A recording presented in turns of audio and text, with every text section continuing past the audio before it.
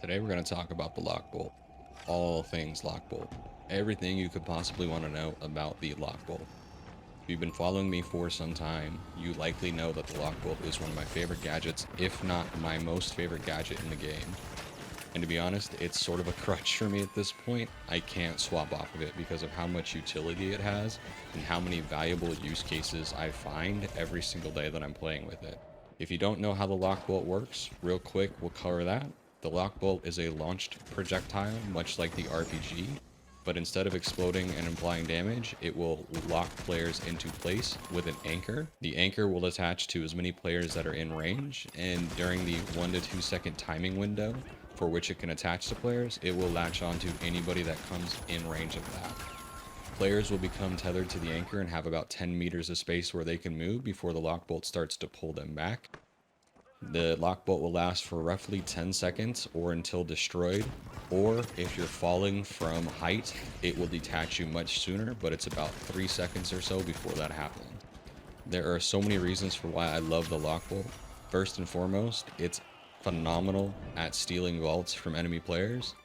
If you've ever had the situation where you're right behind somebody who's running the vault, but they're just continuing to break your line of sight and you can't get enough damage on them before they plug it, the Lockbolt will solve that problem for you in the best way possible. The Lockbolt will attach to the player running the vault as well as the vault separately, creating two different tethers and pulling the vault from the player's hands, allowing you to grab that vault if you want to go plug it yourself. Finish up the elimination first, grab the vault then. Either way, it is phenomenal at stopping vault runners and allowing you to get plugs that you otherwise maybe would not be able to get. The amount of utility that you have with the Lockbolt is pretty much infinite in terms of solving so many problems in the game. One of the best utility use cases that I have for it currently is against smoke thermal lights.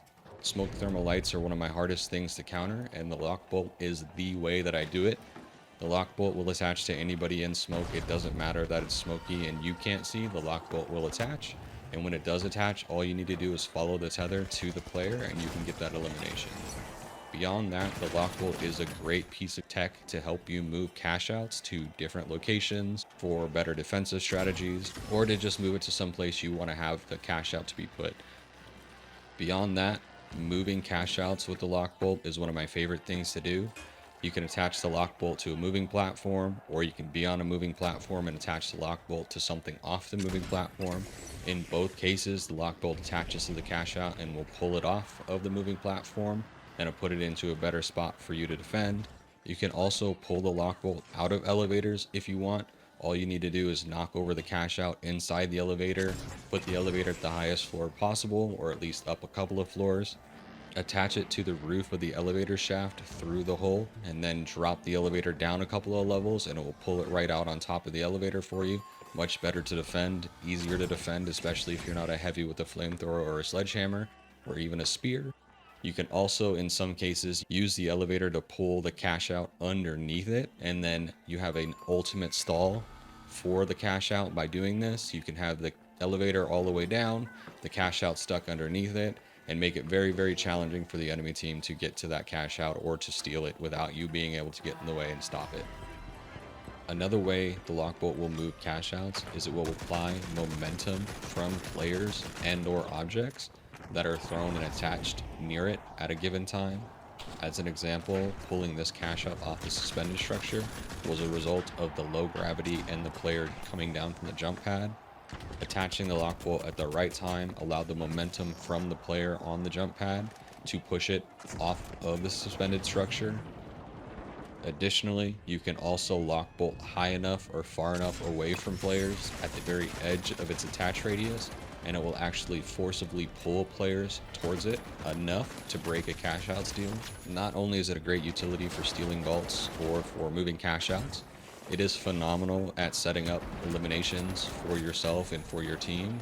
It creates a whole lot of panic for most players who get lock bolted. I know I panic if I get lock bolted and I'm caught out and there's nowhere that I can go, because you really only have two options when that happens. It's either you stand and fight or you turn and you break that Lockbolt to try and get away. In most cases, players don't seem to try and kill the Lockbolt. They will rather stand and fight, so it gives you a lot of leverage in knowing that they can only move a certain distance before getting pulled back. This allows you to set up a lot of elimination possibilities for yourself and for your teammates. Besides using the Lockbolt as its own gadget for your own use, pairing it with other gadgets that your teammates are running also has high value. Some of the best use cases that I've seen so far is pairing the Lockbolt with another Lockbolt. And I know it's a little toxic, but it works extremely, extremely well to have one player Lockbolt a team, have them either focus the Lockbolt down or ignore it, and then apply a second Lockbolt right as the other one is destroyed or the time is up. It allows you to have a ton of crowd control and will really, really cause teams to panic and freak out. Another good combination with the Lockbolt is the breach drill for medium. If you know that there's an enemy team behind the wall, breaching through that wall with a breach drill will apply the flash bang effect to teams, and then you can attach the Lockbolt while they're blinded, and they won't realize that they're unable to move away because the Lockbolt has attached and they can't see it.